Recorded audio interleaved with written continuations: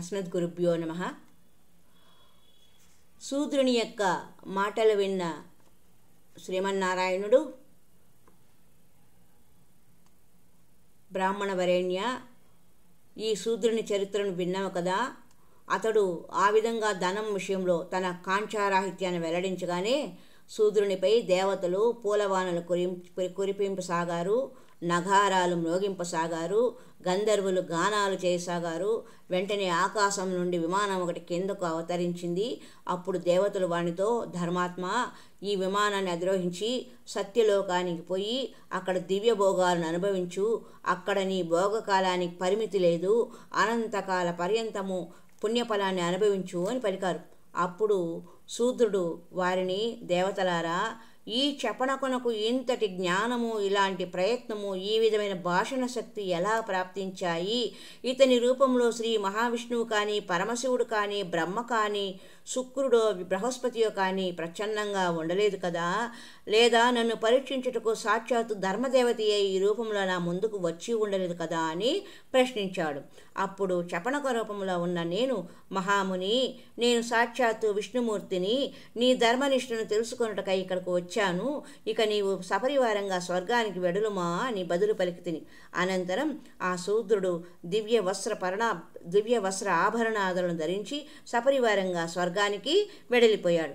ఈ విధంగా ఆ శూద్రుని పరివారంలోని వారు అందరూ లోభవృత్తిని పరిత్యజించిన కారణాన స్వర్గ సౌభాగ్యాన్ని అందుకున్నారు. ఇక బుద్ధిమంతుడైన తులాధారుడు ఉన్నాడు. అతడు ధర్మాత్ముడు, సత్యధర్మంలో నెలకొని ఉన్నవాడు. ఆ కారణంగానే ఎక్కడ ఎప్పుడో సంఘటిల్లిన విషయాలను తెలుసుకోగల శక్తి అతనికి వచ్చింది. ఆ తులాధారునకు సాటిగా ప్రతిష్ట పొందిన వ్యక్తి వేరొకడు దేవలోకంలో కూడా లేడు. ఏ మానవుడు సర్వధర్మ నిష్ఠ వహించి ఈ ఉపాఖ్యానాన్ని ఆలకిస్తాడో వారు తత్కాలమందే అనేక జన్మల పాపాల నుండి విముక్తుడు అయిపోతాడు. ఈ ప్రకరణాన్ని ఒక్కమారు పఠిస్తే చాలు, మానవుడు సర్వయజ్ఞాలను ఆచరించినంత పుణ్యఫలాన్ని పొందుతాడు. అతడు ఈ లోకంలో శ్రేష్ఠత్వాన్ని పొంది దేవతలకు కూడా పూజ్యుడవుతాడు. అనంతరం ధర్మపరాయణులైన మూకచండాలదులు అందరూ పరమధామానికి వెడలిపోయే సంకల్పంతో భగవానుని సన్నిధికి వచ్చారు. వారి తోడ వారి భార్యలు, ఇతర పరికరాలు కూడా వచ్చాయి.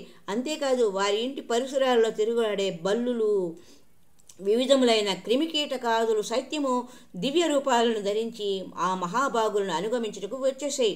ఆ సమయంలో దేవతలు, సిద్ధులు, మహర్షులు బాగు మేలు మేలు ధన్యాత్ములు అను ప్రశంసా వచనాలతో వారి మీద పూలవానను కురిపించారు. విమానాలలోనూ వనాలలోనూ ఉండి దేవతలు నగారాలను మోగించారు.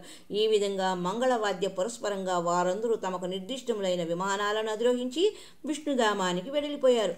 అప్పుడు నరోత్తముడు ఆ అద్భుత దృశ్యాన్ని చూచి ముగ్ధుడై, దేవదేవా, మధుసూదన, కేశవ, ఇప్పుడు నాకు మీరు ఏదైనా మంచి విషయం ఉపదేశించండి అని భగవానుని కోరాడు.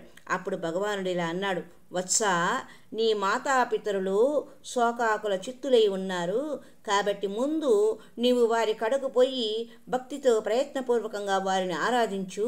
అలా చేస్తే అనంతర కాలమందు శీఘ్రంగా నీవు నా పుణ్యధామాన్ని పొందగలుగుతావు. తల్లిదండ్రులకు సాటియగు దేవతలు దేవలోకంలో కూడా ఉండరు. శైశవాస్థలో వారు రోత కలిగించే నీ శరీరాన్ని సంరక్షించి పోషించారు. అజ్ఞాన దోషాచ్ఛన్నుడైన నిన్ను జ్ఞానవంతునిగా తీర్చిదిద్దారు.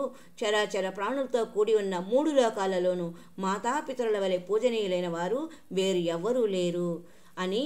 ఈ విధంగా దేవతలందరూ మూకచండాలుడు, పతివ్రతయగు శుభాదేవి, వైశ్యశిఖామణియగు తులాధారుడు, సజ్జనా ద్రోహకుడు, వైష్ణవ సాధువు అను ఈ 5 మహానుభావులను వెంటనెడుకొని సానందంగా భగవాను స్తుతించుచూ వైకుంఠధామానికి వెడలిపోయారు. వారు అందరూ అచ్యుత స్వరూపాలను పొంది సమస్త లోకాలకు పైన ఉండే ఉత్తమ స్థానాన్ని పొందారు. నరోత్తమ బ్రాహ్మణుడు కూడా ప్రయత్నపూర్వకంగా మాతాపితరులకు సేవలు చేసి అనతి కాలమందే సకుటుంబంగా భగవద్ధామాన్ని పొందాడు. ఈ విధంగా వ్యాస భగవానుడు తన శిష్యులకు ఈ విషయాలన్నీ ఉపదేశించి వారితో ఇలా అన్నాడు, నాయనలారా, ఇప్పుడు ఈ విధంగా మీకు 5 మహాత్ముల పవిత్ర చరిత్రను వినిపించాను. దీనిని పఠించిన ఆలకించిన మానవుడు దుర్గతిని పొందకుండా ఉంటాడు. అతడు బ్రహ్మహత్య మొదలైన మహాపాపాల నుండి విముక్తుడవుతాడు. ఒక్కమారు ఈ ఉపాఖ్యానాన్ని ఆలకిస్తే చాలు మానవుడు కోట్ల కొలది గోదానాలు, పుష్కర తీర్థమందు, గంగా నది యందు స్నానము చేసినంత పుణ్యఫలాన్ని పొందుతాడు అని వ్యాస భగవానులు శిష్యులకు చెప్పిన పద్మపురాణములోని విశేషాలు. ఇంతటితో పద్మపురాణంలోని మహాత్ముల యొక్క చరిత్రలను మనము తెలుసుకోవడం జరిగింది.